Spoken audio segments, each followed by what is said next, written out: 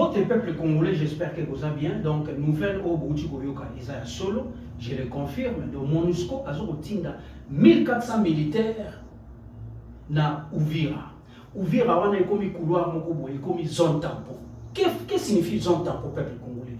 Donc, MONUSCO a contrôlé à partir de Mboka Nabiso, Ndenge Tobosana Bunagana, Ndenge Tobosana Goma, Siko Uvira est comme zone tampon. Les militaires wana bakoya wana comme zone tampon. Pour combien de temps? Personne ne sait.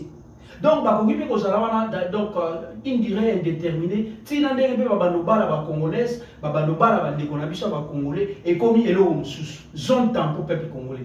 Deal au Félix Chilombo signé les deux au Yoka et au Leka. Ils ont passé mingi. Et ils ont pour ça la biso passe. Si vous avez un communicateur, il y a IDPS. Vous avez un communicateur, vous avez un Félix Chilombo. Et vous continuez à mettre beaucoup. Viengwanda avait raison de dire que Félix Chilombo a une mission, pour faciliter la balkanisation. Tout le monde a Sud-Soudan, MONUSCO, Bakabola Sud-Soudan, Bakabola Soudan, tout le monde a Sud-Soudan, tout le monde a Somalie, et comme Somaliland, Makamaron et comme l'Uspé dans le Congo, Uvira, zone tampon. Donc, tout le monde, Nord Kivu, Sud Kivu, et comme le pays Moussous. La MONUSCO, mission de l'Organisation des Nations Unies pour la stabilisation en République démocratique du Congo, a annoncé le déploiement d'une mission de surveillance du cessez-le-feu à Uvira, dans la province du Sud Kivu, une zone fortement affectée par les violences armées et les tensions sécuritaires. Nathalie Rollet, correspondante internationale CNT Live. Objectif de la mission.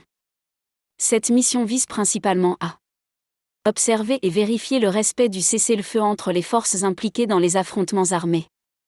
Prévenir la reprise des hostilités, en dissuadant toute violation grâce à une présence internationale visible.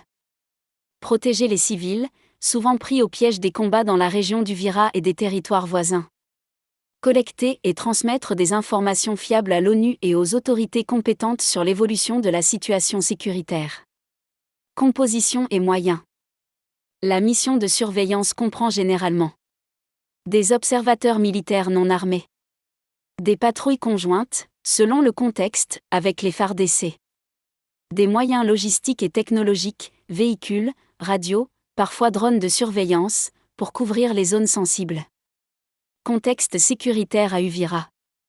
Uvira est une zone stratégique, située près des frontières avec le Burundi et le Rwanda, régulièrement touchée par la présence de groupes armés locaux et étrangers.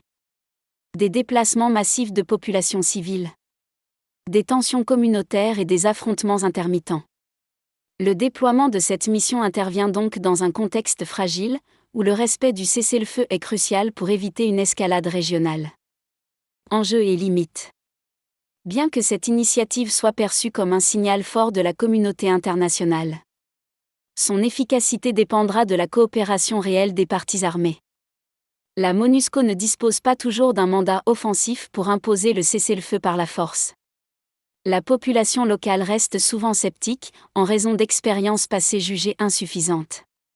En résumé, le déploiement d'une mission de surveillance du cessez-le-feu à Uvira traduit la volonté de l'ONU de réduire les violences, de stabiliser le Sud Kivu et de créer un espace favorable au dialogue politique et sécuritaire. Toutefois, sans une implication sincère des acteurs locaux et régionaux, cette mission risque de rester symbolique plutôt que décisive.